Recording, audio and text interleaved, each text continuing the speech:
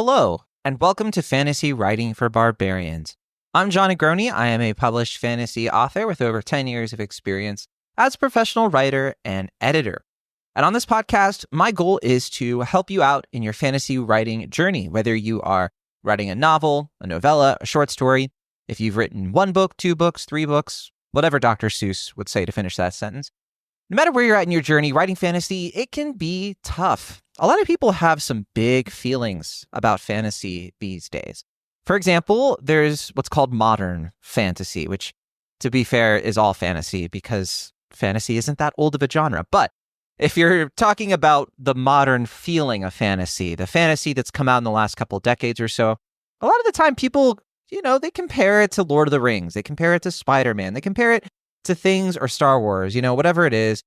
And they say, why can't fantasy these days be like Lord of the Rings? Why can't it be this kind of mythic thing that fills me with all this amazing emotion and nostalgia? It's like, well, a lot of the time it's because you watched those things when you were younger and you are in a different era, right? And fantasy these days, as a whole, it tends to have a lot of books or movies or whatever that don't stand out, that you'll read and you'll be like, oh, why can't this be as good as like the best thing ever written?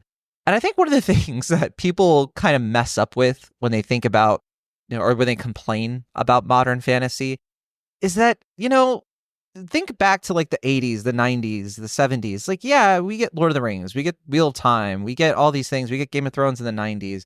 But let's be totally fair, there was a lot of other stuff coming out around that time too. And you know what? A lot of those books, people have kind of largely forgotten, right? And people would complain about those books. This is a Tolkien ripoff, or this is this is just a totally forgettable thing. It's the characters aren't whatever. Why can't fantasy be like it was in the 70s, right? It's cyclical. It's the same thing with music. People are like, the music in the 80s was so much better. Well, the hits that everybody remembers from the 80s are really great.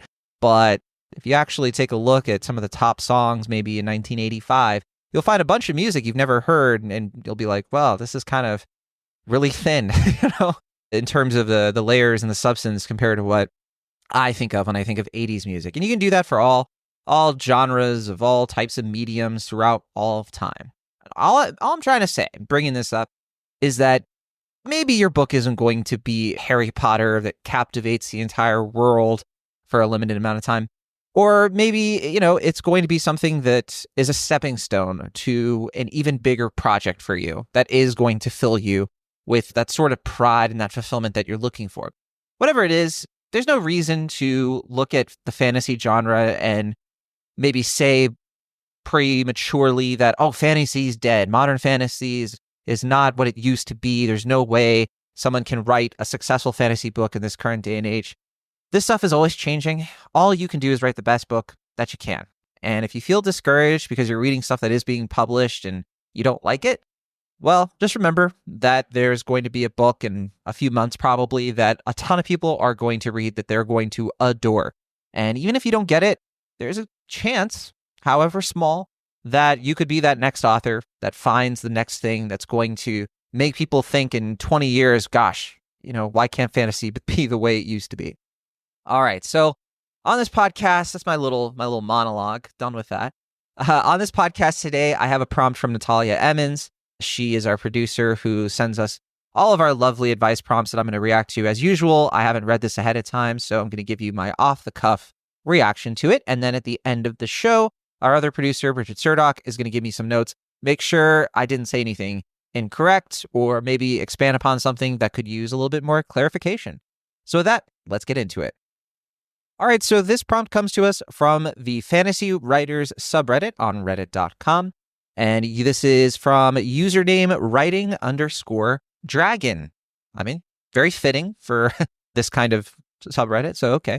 But I'll just call them Dragon from here on out. So Dragon writes, trouble rewriting an opening movie narration into a book. Ooh, right off the bat. I already have a reaction, but I'm gonna keep going. But I think some of you listeners already have an idea of what I'm gonna say here, and they classify this as a brainstorming post. So Dragon writes, "Hello, I'm currently trying to rewrite my movie script I wrote for my bachelor thesis into a book. However, I am stuck due to an opening narration I used in my screenplay.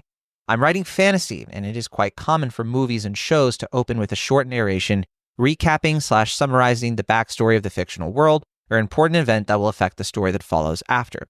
However, this does not work for books, and now I don't know what to do with it.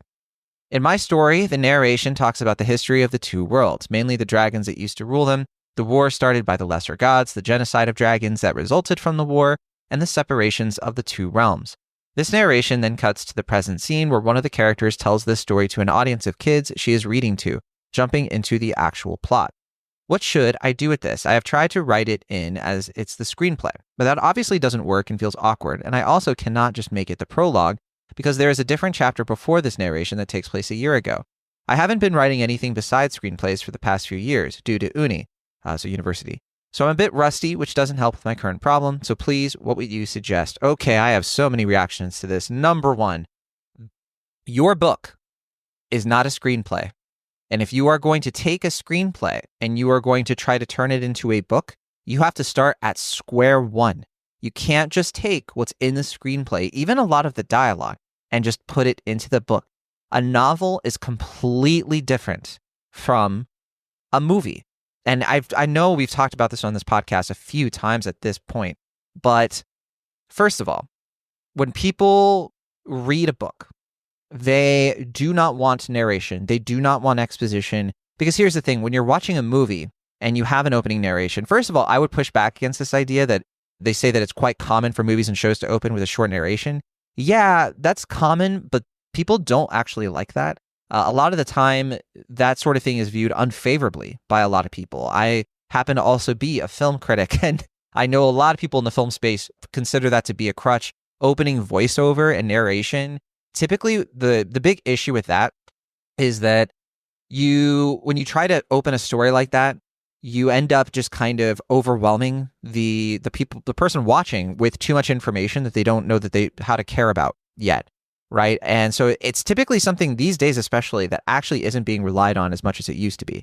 Secondly, one thing that movies and shows can get away with that you cannot is they have visual stuff added to the narration.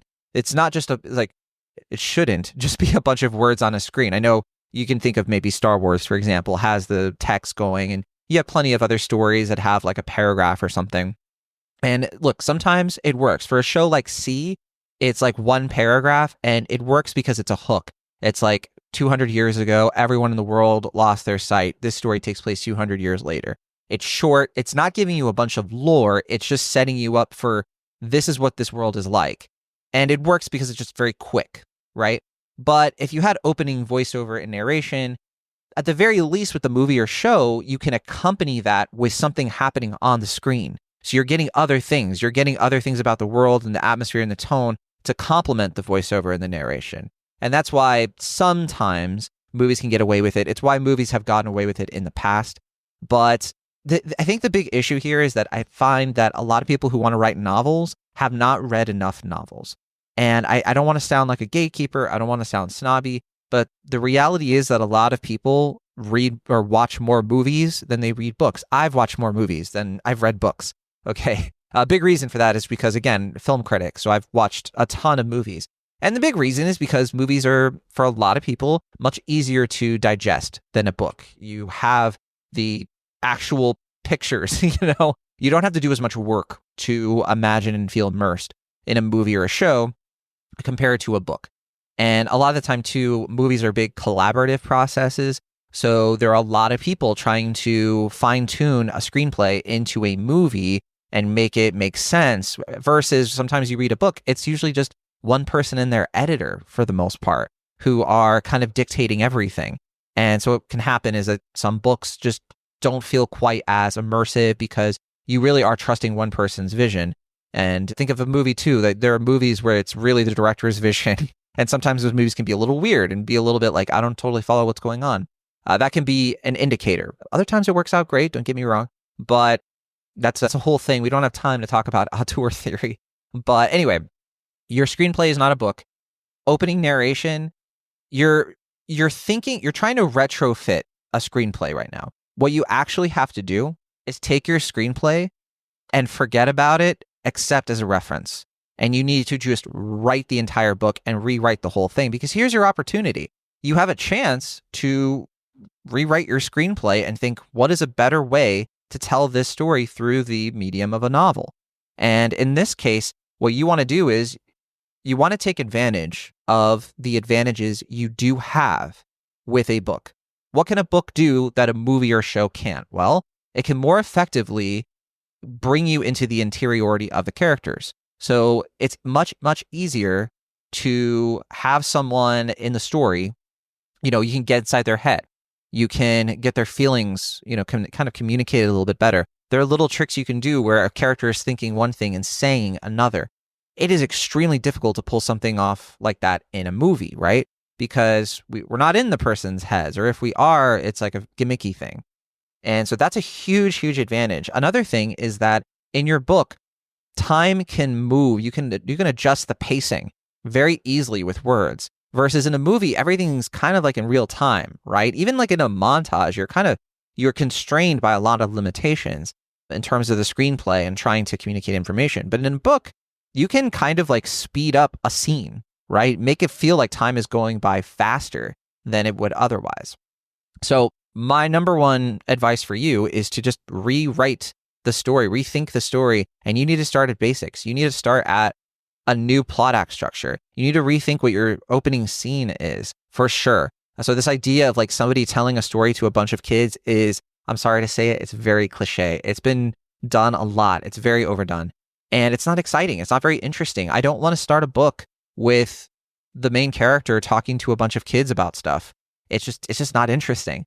Now, I know a lot of folks sometimes push back against the common advice that your scene should start with action, right? And there are some people who are pushing back against that these days and saying too many books are starting with like a scene with too much action and not enough grounding me in what's going on.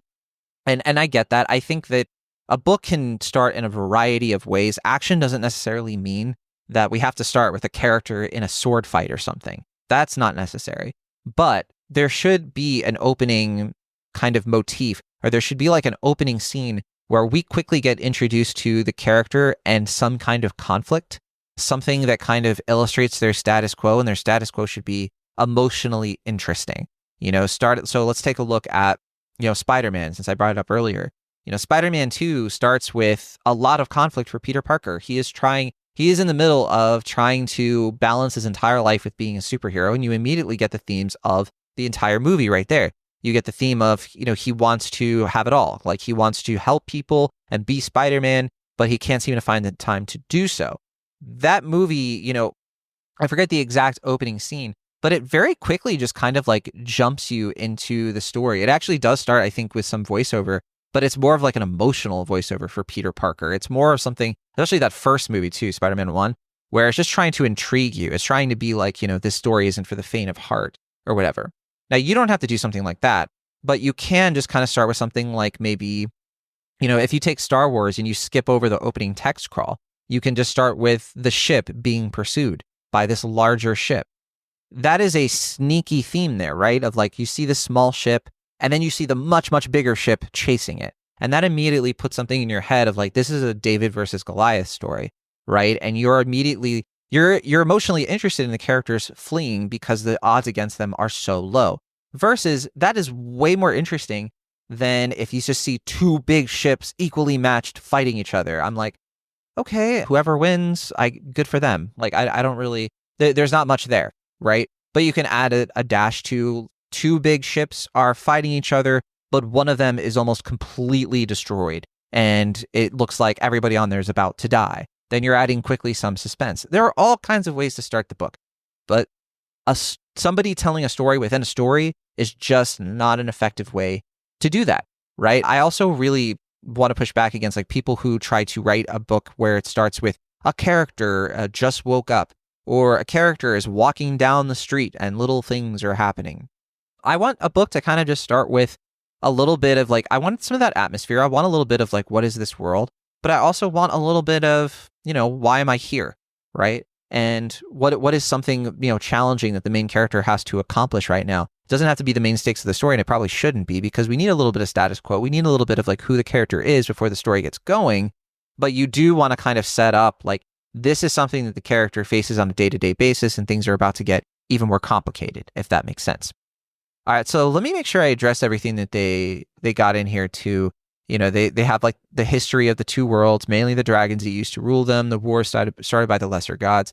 They do mention a prologue too. I don't think you need a prologue. I think this thing about, dragons used to rule them, you can get that information across in an active scene, because your book should be very efficient. It should be accomplishing a lot of things at once. You don't want because all an opening narration is going to do, it's only going to do one thing.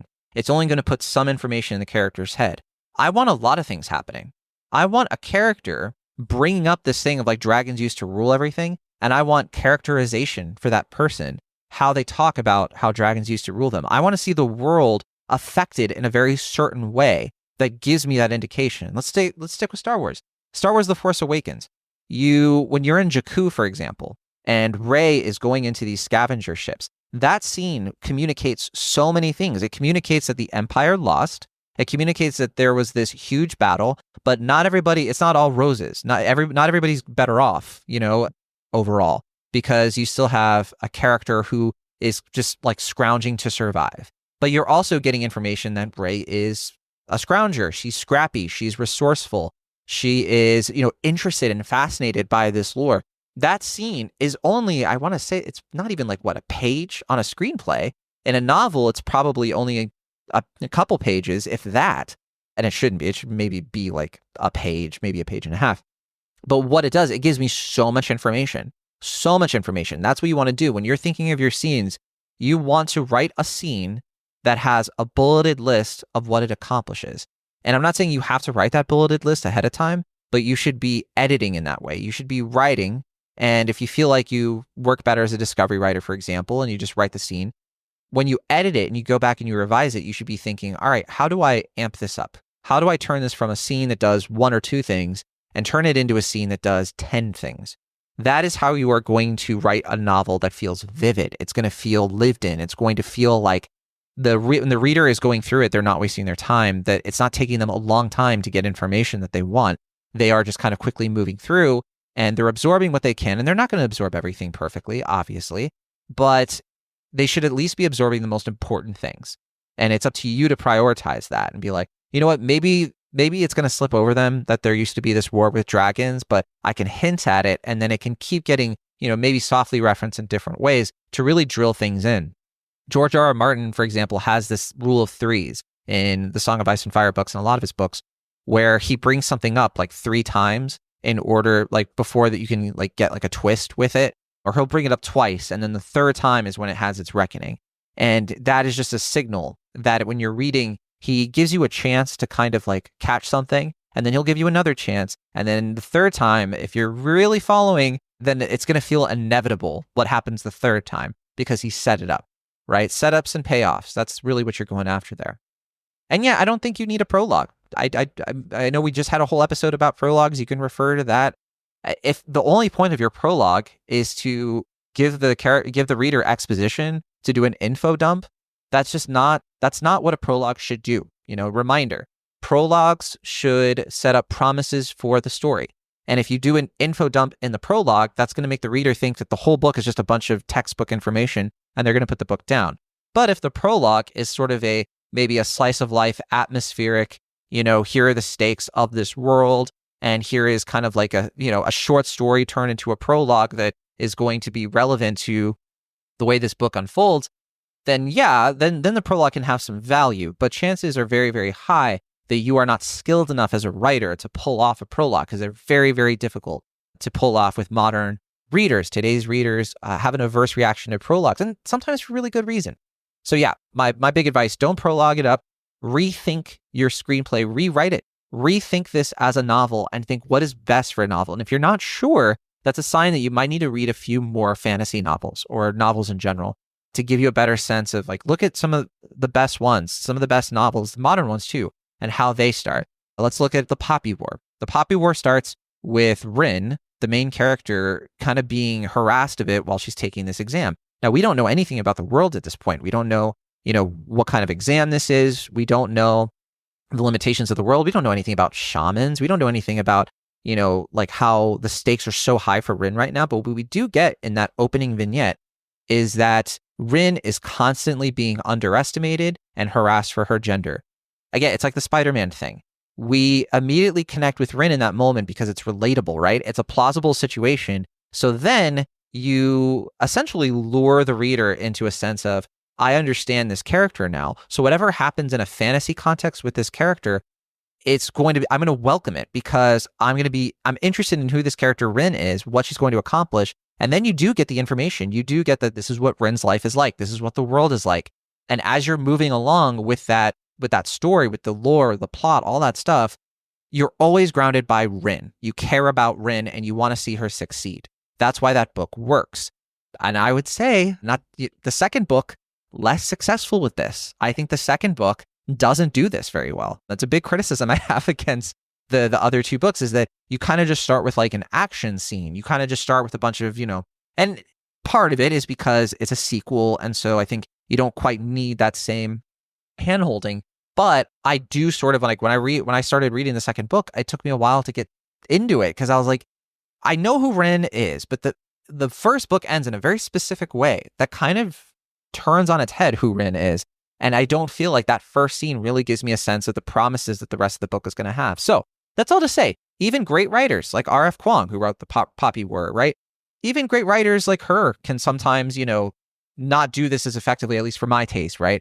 And I'd say same thing with a lot of the greats. There are a few books in the Wheel of Time series that I think have terrible openings. But there are other ones that have great openings. Like I want to say The Dragon Reborn is one of my least favorite ones, but I actually really enjoy the prologue for that one because it's a very fascinating prologue and it has a sense of energy and intrigue in it that you don't really, in my opinion, get the rest of that book. So anyway, I can give all kinds of examples, but bottom line, you're writing a novel now. You can use the screenplay as a source. You can use it as a source of truth of like, I have an outline of what kind of story I want to tell, but you want to re-outline this thing as a novel. You want to rethink what your opening scene is. You want to rethink your inciting incident. It might be a little bit different. It might come differently. You want to rethink everything. And honestly, this is a hard thing to do. I almost advise you not to do it at all because it's, in some ways, it can be a little harder than actually just writing a novel from scratch. And that's kind of normal. It's not an abnormal thing. But if you are set on this and you're like, I think this screenplay has a lot of value, whatever, and you want to do the novel, I'm just giving you fair warning. It's going to take a lot more work to get it right, or to get it right in a way that you're going to be happy with. And if you're feeling like it's a bit too overwhelming, a bit too intimidating, it's also fine to step away from it for a while and start something new. I think sometimes we can be a little bit too precious with our older stories. We can kind of look at something we wrote and we're like, we don't want to give up on it, right? It's like, I put all this time in this screenplay. It's a sunk cost fallacy. It's like, I can't give up on it now. But what you'll find is a lot of the time, if you just put something on the shelf and be like, all right, I worked on this screenplay, or I worked on this novel, and, I don't know if anything's going to come of it, but maybe it's time to step away from that, give it some space and work on something else. It's different for everybody. It might be that this is your masterpiece. I don't know. But a lot of the time for me, I have benefited greatly from just stepping away from an idea or from something I've completed and being like, I want to start something new. And what ends up happening is that something new ends up being a lot better. And I feel like so glad that I moved on when I did, because I didn't waste a lot of time trying to grind my gears on a story that maybe was flawed in some certain key ways. And I was able to just kind of move on, make some progress on something different. And I've also gone back to older books before. And when I've had some space and I've had multiple years in between projects, I feel so much more invigorated and I feel more prepared, and I have more of a desire, honestly, to actually rewrite it, just kind of go back and be like, you know what, I'm going to put this, I'm not even going to revise or edit this. I'm just going to start it over and try to do something different. And that can be a lot of fun because you still have a lot of that world figured out. You have a lot of the hard stuff figured out, but now you maybe have a renewed sense of purpose with the novel. You have a renewed sense of what kind of characters and plot and story you can do. So that can be really helpful. All right, so let's take a look at some of the comments here and see what other folks have to say. Jasper VOV says, without knowing anything about your plot other than the backstory you gave, does the reader immediately require the background information about the two worlds' history to understand what is going on? If not, just start the story without it and try to subtly. Someone telling the story to a group of kids isn't very subtle, to be honest. I did the same thing in an old prologue I wrote once and it did not work. Subtly weave exposition into the first bunch of chapters. Whenever these elements from the world's history do become an active part of the plot, as in events that connect back to them begin to unfold, the bits of info that the reader has been given in the chapters leading up to it, combined with these newly unfolding events, may very well be enough to piece everything together. I know that all sounds easier said than done. It is, but it is generally the way to go. As interesting as the backstory may be, almost no one likes an info-dumping prologue. Watching a 5-minute opening scene visually showing you the backstory requires a lot less effort than reading 1,000 words of it. Again, I say this not knowing anything about the actual story. It would be easier to help if you could share some of that.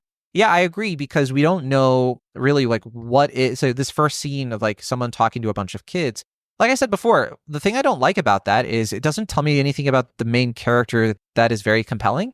It's just like a character telling a story, but I don't know, like, are they telling this story because they're being forced to? Are they doing it because they have a genuine love for this backstory? Are they doing it because they have a close fondness for children? You kind of have to pick a lane with that. You need to be more specific. And you can do any one of those lanes and make it interesting. But again, the bigger issue here is what's going to emotionally invest me in this character. Let's say we keep that scene. I wouldn't advise it, but let's say you keep the scene of like the main character is talking to a bunch of kids. If this is the main character, I forget if they said that, but let's say it is. The main character is talking to a bunch of kids about a backstory. What would immediately make the main character kind of interesting? Well, what if it's a backstory that is hotly contested? It's something that maybe they're not allowed to be talking about this because it's something that the elders of their village or whoever, like the authorities around them say, no, you should not be talking about this. This backstory is forbidden. A lot of it is untrue. But the main character is like, I want to share history. I want to share information and truth because that is something that drives me. Boom. You immediately have an interesting character. You have a character who's willing to buck authority for a righteous cause. Now, you can poke and investigate that and say maybe they're wrong. Maybe they should be a little bit more guarded about what they expose to children. But that is far more interesting than a character just being like, and then this happened. And then they go and they make like a pot of stew or something. And somebody's like, gosh, darn it, those kids sure do love dragons. Like, that's not interesting. You need to find something else to really hook us in, to give us give that character a little bit more thematic weight. What is something about their life that provides conflict and complications when they're trying to do the things that makes them happy? And that's going to be a lot easier. And so I agree with this comment a lot, though. I mean, the general thing they're saying, weaving exposition. And the thing is, and this is very common advice. I see it all the time. You should weave exposition as you're writing. Just be very careful. Sometimes you can run into a trap where you write like 6 paragraphs of exposition by accident, or you keep adding to it after the fact. Just make sure that when you're adding exposition and weaving it in, like I was saying before, it should have like an environmental effect. It should have a sensory effect. I should be able to feel this exposition and why it matters. Like I was saying before, I can feel the exposition of there was a war on Jakku and Star Wars: The Force Awakens because I see the hollowed out Death Star, because we're in the guts of it. And there's a lot of visceral sort of like, detail with what Rey has to do in order to get these parts. It's exposition, right? It's exposition of like, there was a war. No one even has to say anything about it. Or when Rey puts on the helmet and, and it's hearkening to things, that scene's doing a lot and it's environmental and it's all relevant. It doesn't feel tacked on. Compare that to if Rey was telling the backstory of like, and then Luke Skywalker saved the galaxy to a bunch of kids. You'd be like, boring. Like, I don't know. Like, it's just not quite.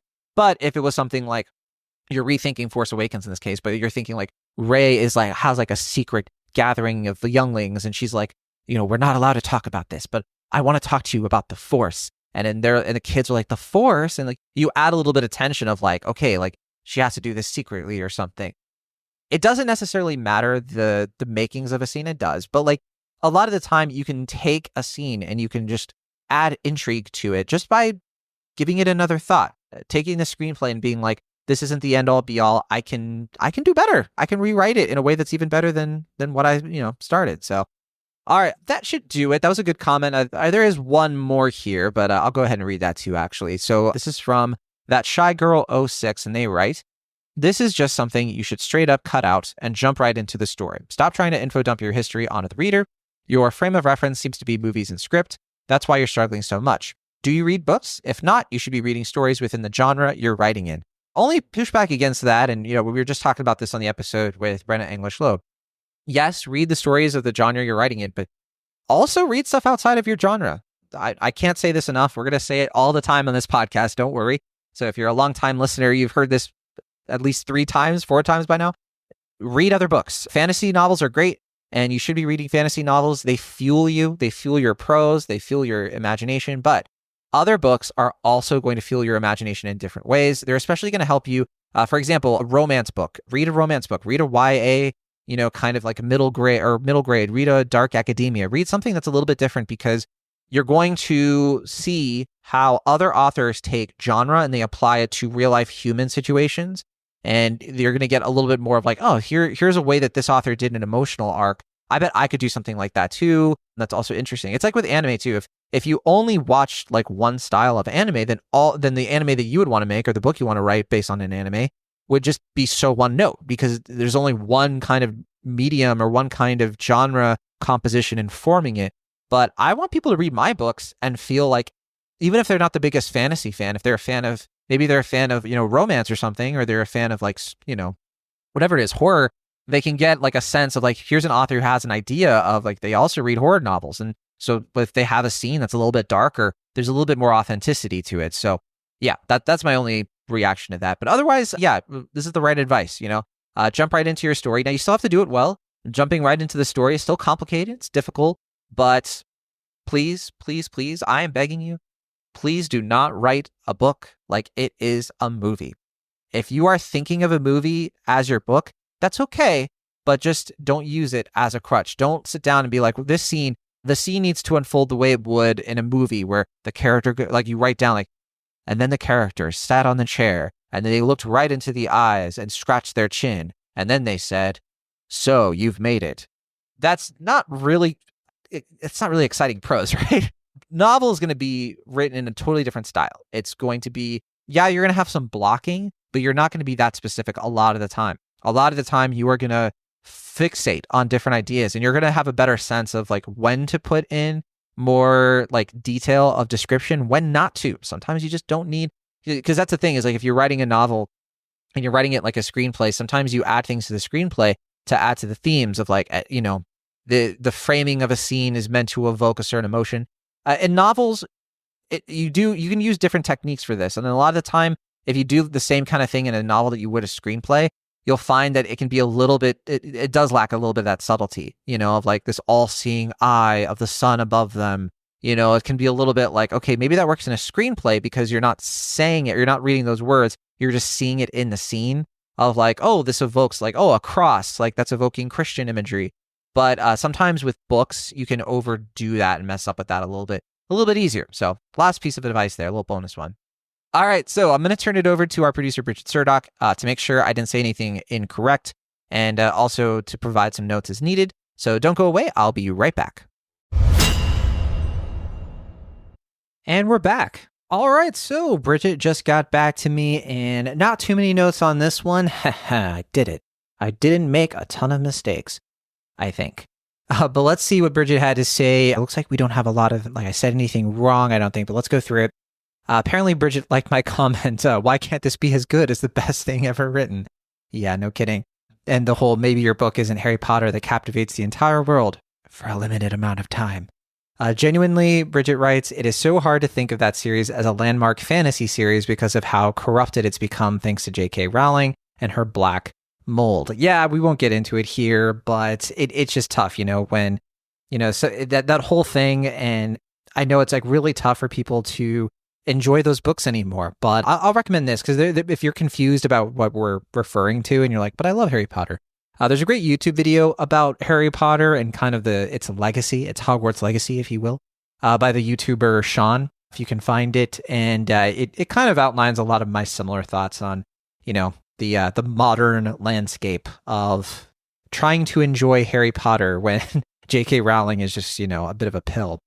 Bridget also writes, God, this whole prompt is tough. They're fully switching mediums and not switching the way they're thinking about the story. Every story will, or rather should, work differently depending on the medium it's in. There's a reason people call it adaptations. You're not doing a scene-for-scene remake. You're adapting it to the new medium. Yeah, one other example of this that I forgot to bring up actually is Avatar: The Last Airbender. When they redid it so that they actually adapted it to live action, I didn't agree with this choice, but there is a reason why the live action show starts with a totally different kind of scene. There's a reason why they redid it so it actually does the flashback stuff with Aang kind of like in the Southern Air Temple, and then it flashes forward. And that's because for live action, it works better for a more sort of serialized live action show than it did the animated show. It all kind of came down to, yeah, we're adapting it, but not that it was a different medium, but even if it's a different style within the medium, there are specific reasons why you want to make certain changes like that. Again, I don't think the live action made a lot of those choices correctly, but you can see how it's very challenging, right? It's very challenging to adapt something in general. And it's especially challenging when you're switching the medium itself. If you take a look at a lot of movies that are adapted from novels, you'll notice that the movies tend to be totally different. Entire scenes are not even there, right? The Lord of the Rings doesn't have Tom Bombadil. But even Lord of the Rings, I mean, it has a very, very different kind of start to it. But, if you actually compare it to Tolkien, Tolkien writing those books, it is a lot of exposition and lore, whereas the movie, it has a little bit of that, but again, it has the visual stuff too. And you kind of see the characters and you get hints of things to come. It's a very efficient part of the world building that you can't really get away with in novels these days. Tolkien was able to get away with it back in, when he wrote those novels because he's Tolkien and he's a master of the craft. But yeah, modern readers don't like all that, chunking a bunch of information at the beginning of the novels. They don't have the patience for it, whether you like it or not, I'm afraid. Bridget writes, it's almost like translating languages. Sure, you could go to Google Translate and you'll get your point across, but if you don't know the language and the culture, if you don't take the time to make sure the intricacies and idioms and everything else is translated properly, it won't resonate correctly. Yeah, that's a really good comparison because that awkwardness of like when you try to translate to Google Translate and so many things get lost in translation, that kind of awkwardness and that uncanny, like something about this isn't quite right, that's what readers experience when they try to engage with a novel that's being written like a movie. And I'm talking specifically about like the scene, like the blocking and the pacing of it.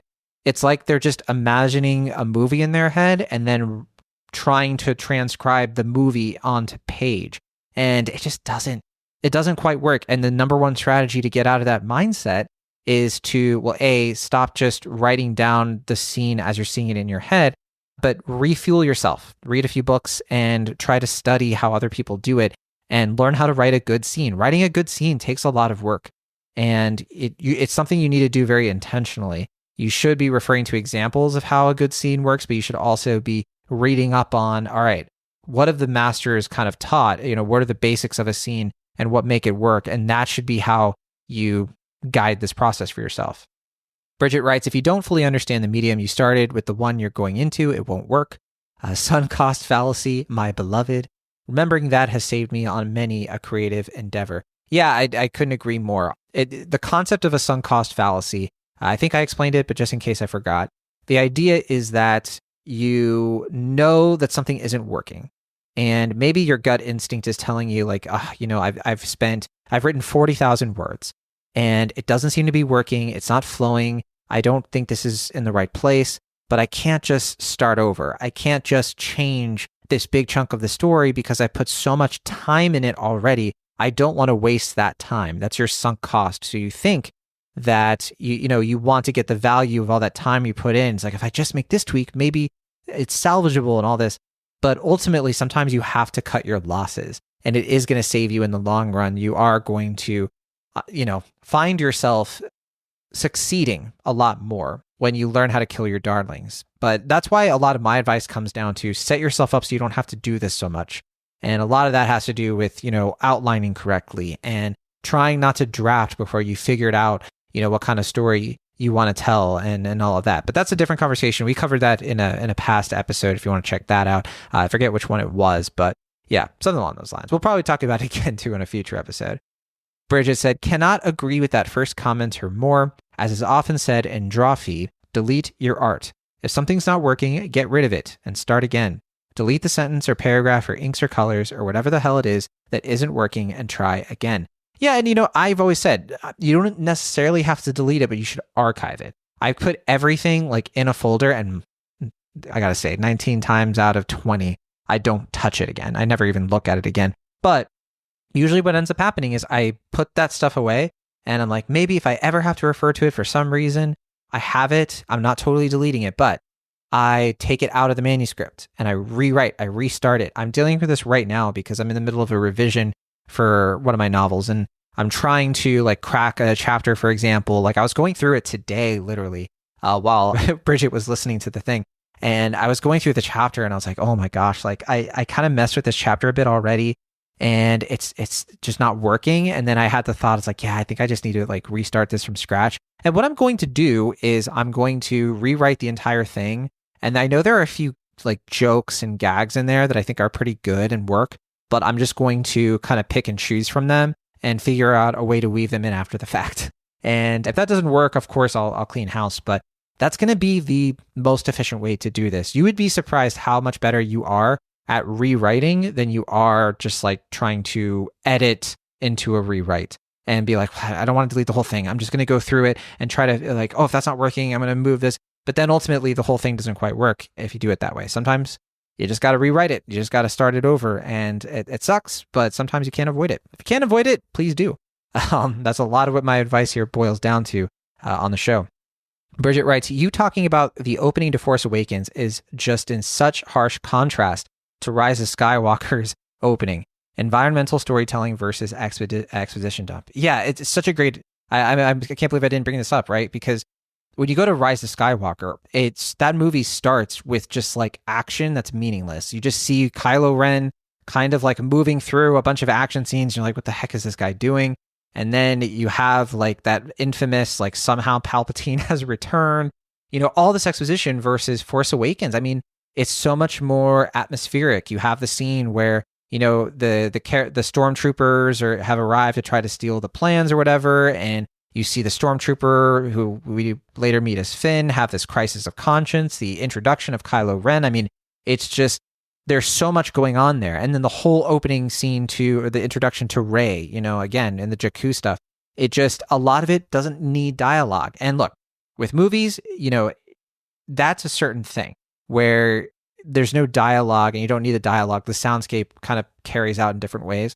But in a novel, it's going to read differently. It's going to be a lot of Rey talking to herself and thinking to herself and, commenting on things. And so it's not that your novel is not going to be like anything reminiscent at all of the screenplay, but it's just that you're so close to the screenplay that it's just not going to quite, you're going to have a really hard time reworking it. That's why look, there's a whole award at the Oscars, right, for best adapted screenplay. I think that it's one of the most underrated Oscars you can get, especially compared to original screenplay, because adapting a screenplay into a novel is so difficult, especially if you are the original writer. It's a little bit different if you are adapting a novel to a screenplay as somebody else, like you're not the original writer, which is a lot of the time what happens.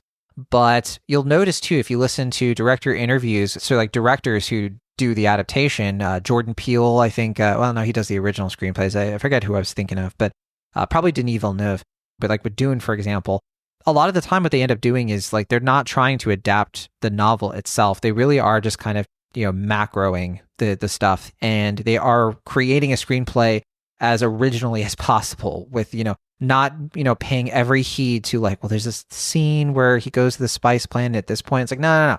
He just kind of rethinks it, reworks it in his own way, and that's why the movie kind of works, because it's his vision. He's obviously drawing from a source, but the reason Dune feels like its own thing, its own kind of style and its own kind of approach, even though it's the same story, but it's totally Denis Villeneuve's take on it, is because he had approached that screenplay the way he did. I think he had co-writer too, I'm forgetting, but gosh, the fact-checking section, that's where we are. I can't keep saying things that might be wrong, sorry. Bridget said, yeah, so freaking brutal to the do you read books from that one commenter. That was kind of brutal. I didn't remark on that, but like, I guess I could see why it came off that way of like, oh gosh, but I don't want to be mean. I mean, I don't know. Maybe this person does read books, but they haven't really thought about this before. And so that's why they're reaching out. Ultimately, it feels like OP just doesn't know how to translate their screenplay into a novel. Either they don't understand the medium well enough, or they're being too precious with the work they already did while writing the screenplay. Yes, 100% agree with Bridget there. Things are going to have to change from one medium to the next, and it cannot be a shot-for-shot remake. I'm sorry, it just can't. And nor should it, and it doesn't have to be. It can be its own thing. And I will default to my other advice too, that if this feels like overwhelming and you're like, it seems like more work than I thought, it might be a sign that you should try writing something else and maybe come back to this thing later if you'd like. Well, that's totally up to, of course, I think Dragon was the username. That's totally up to them and how they want to do this. And best of luck, of course, to them. I hope they figure out best course of action moving forward.